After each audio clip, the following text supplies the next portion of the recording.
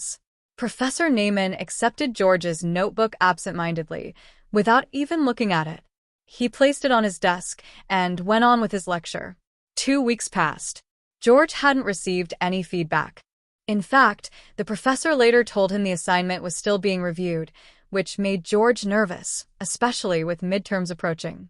Then, something completely unexpected happened. George was called into the dean's office. When he walked in, he saw not only the dean but also several unfamiliar men and his professor. George feared the worst, but what he heard next stunned him.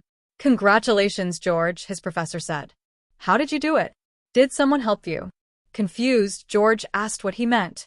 Professor Neyman held up the notebook and explained. The problems George had solved weren't homework assignments. They were unsolved mathematical problems, mysteries that had baffled mathematicians for years. The professor had casually written them on the board at the start of the lecture to illustrate the kinds of challenges the field of statistics was still grappling with.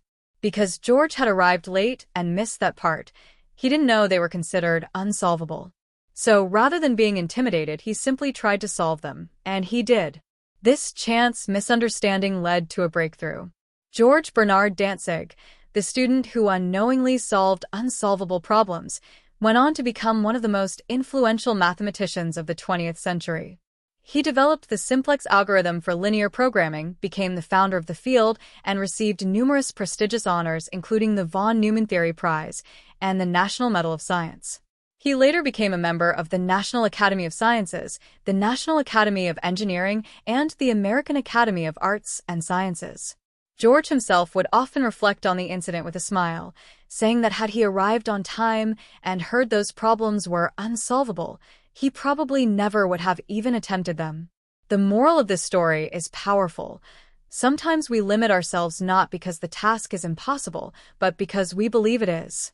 What we perceive as insurmountable may simply be a construct of our own minds. So, what do you think?